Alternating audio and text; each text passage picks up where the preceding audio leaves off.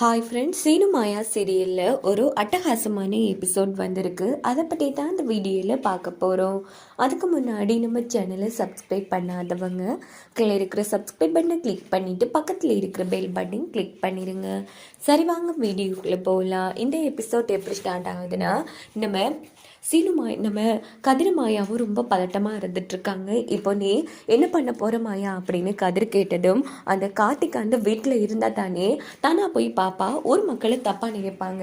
அதனால தானா கார்த்திக் வீட்டில் இல்லைன்னா கண்டிப்பாக திரும்பி வந்துடுவா அப்படின்னதும், அதுக்கு கார்த்திக் வீட்டில் இல்லாமல் இருக்கணுமே அப்படின்னு கதிர் சொன்னதும், உடனே நம்ம மாயா வந்து அதுக்கு என்கிட்ட ஒரு வழி இருக்குது அப்படின்னுட்டு நேராக கார்த்திக்கு ஃபோன் போட்டு என்ன பண்ணுறாங்கன்னா, கார்த்திக்கை விரும்புகிற தேவி மாதிரி ஃபோன் பேசிட்டு இருக்காங்க. கார்த்திக் அப்படின்னதும், ஆஹா தேவி அப்படின்னுட்டு கார்த்திக் ரொம்ப சந்தோஷமாக ஃபோன் எடுக்கிறாங்க. சொல்லுங்க தேவி, இங்கே பாருங்க, நான் இன்னைக்கு உங்களை பார்க்கணும், நான் இன்னைக்கு ஊருக்கு போகிறேன் கார்த்திக், கண்டிப்பாக நீங்கள் என்ன மீட் பண்ண வரணும் அப்படின்னதோ, ஐயோ சாரி, எனக்கு இன்னைக்கு ஒரு முக்கியமான வேலை இருக்குது, நாம் இன்னொரு நாளைக்கு மீட் பண்ணலாமா அப்படின்னதோ, இல்லைங்க எனக்கு உங்கள் ஞாபகமாகவே இருக்கா, அதனால இன்னைக்கு மீட் பண்ணியே ஆகணும், இன்னைக்கு தான் நான் கடைசியாக எங்கே இருப்பேன், நான் எங்கள் ஊருக்கு போயிடுவேன் அப்படின்னது. என்ன இவ இப்படி பண்ணுறாளே, இல்லைங்க எனக்கு ஒரு முக்கியமான வேலை இருக்குது, கண்டிப்பாக இன்னொரு நாள் நம்ம மீட் பண்ணலாம் அப்படின்னு கார்த்திக் சொன்னதும், ஓகே நான் என்னோட ஃபோட்டோ அனுப்புகிறேன், அதுக்கப்புறமா நீங்கள் முடிவு பண்ணிக்கோங்க அப்படின்ட்டு மாயா வேற ஒரு ஃபோட்டோவை வந்து கார்த்திக்கு அனுப்புகிறாங்க. இதை பார்த்து கார்த்திக் செம சந்தோஷம். ஆஹா, நம்ம இத்தனை நாளாக சீப்பான பொண்ணுங்க கூட தான் இருந்திருக்கோம், இது செம டெல்லியில் இருக்கிற கட்டை, இதை விடக்கூடாது அப்படின்ட்டு ஓகேங்க நான் கண்டிப்பாக வரேன் அப்படின்ட்டு கார்த்திக் ஃபோனை வச்சதும் மாயா ரொம்ப சந்தோஷப்படுறாங்க. என்ன மாயா அதெல்லாம் அப்படின்னு கதிர் கேட்குறாங்க. எல்லாம் அவனோட புத்தி கேட்ட மாதிரி தான் பேசினேன், கண்டிப்பாக இன்னொரு கார்த்திக் வீட்டை விட்டு வெளியில் வந்திருப்பான் அப்படின்ட்டு மாயா வந்து பேசிட்டு இருக்காங்க. இந்த பக்கம் பார்த்தோன்னா புவனேஸ்வரியும் ஒரு தலைவர்களை கூட்டிட்டு அந்த வீட்டுக்கு போகிறாங்க. இன்னொரு பக்கம் தானா வந்து பண்ண வீட்டில் வந்து ஒவ்வொரு ரூமாக தேடி பார்க்குறாங்க. பார்த்தா கார்த்திக்கை காணும். என்ன இது கார்த்திக் சார் காணுமே, சரி நம்ம போயிட்டு திருப்பி பார்க்கலாம் அப்படின்னு சொல்லிட்டு நம்ம தானா வந்து பண்ண வீட்டில இருந்து நேராக கிளம்பி கோவிலுக்கு போயிடுறாங்க. அதுக்கப்புறமா தான் புவனேஸ்வரியும் அந்த ஊர் தலைவர்களும் வராங்க. அங்கே பார்த்தோன்னா நம்ம புவனேஸ்வரி வந்து போய் உள்ளே போய் பாருங்க அப்படின்னதும், இந்த பக்கம் ஊர் தலைவர்கள் போய் ரூம் முழுக்க வந்து தேடிடுறாங்க. ஆனால் எந்த ஒரு இடத்துலையும் நம்ம கார்த்திக்கும் இல்லை, இந்த பக்கம் தானாவும் இல்லை, பாருமா இந்நேரம் அசிங்கப்பட போகிறாங்க அப்படின்னுட்டு இந்த பக்கம் புவனேஸ்வரி அண்ணன் சொல்லிட்டு இருக்காங்க. என்னையா இது, அவங்க சொன்ன மாதிரி யாரையுமே காணுமே அப்படின்னு ஒரு தலைவர்கள் வந்து செம டென்ஷன் ஆகிட்டு நேராக வெளியில் வந்து, ஏமா இங்கே வாங்க அப்படின்னதும், இங்கே பாருமா தங்கச்சி, நம்ம கோவப்படுற மாதிரி அங்கே போய் நடிப்போம் அப்படின்னுட்டு புவனேஸ்வரியோட அண்ணன் சொன்னதும், உடனே புவனேஸ்வரியும் சரின்னு சொல்லிட்டு உள்ள வராங்க.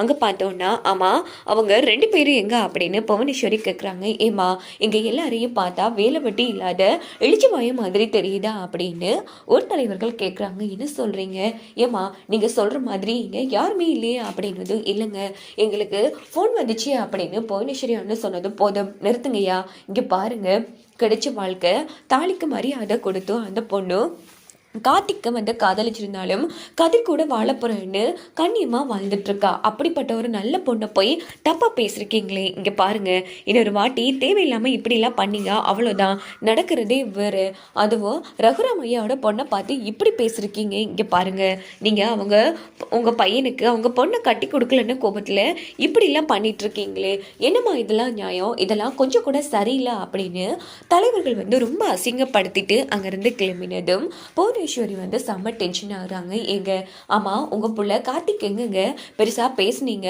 ரகுராம் கூட குடும்பம் அசிங்கப்பட்டு போப்பதுன்னு, ஆனால் அவனை காணுமே அப்படின்னுட்டு மகாலிங்கம் வந்து ரொம்ப அசிங்கப்பட்டு பேசுகிறாங்க.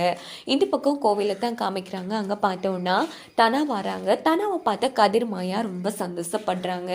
இந்த பக்கம் ஐயர் வந்து பொண்ணு மாப்பிள்ளையை உட்கார சொன்னதும் ரெண்டு ஜோடியும் உட்காந்து மாலையை வந்து மாற்றிக்கிறாங்க. இந்த பக்கம் நம்ம மாயா வந்து சீனு காதலிக்கு முதல் பண்ண சர்டிகள்லாம் நினைச்சு ரொம்ப ஹாப்பியாக இருக்காங்க. ஒரு காலத்தில் நாம் எப்படிலாம் சந்தோஷமாக இருந்தோம், கண்டிப்பாக நீ என்ன புரிஞ்சுப்ப சீனு அப்படின்னு யோசிக்கிறாங்க.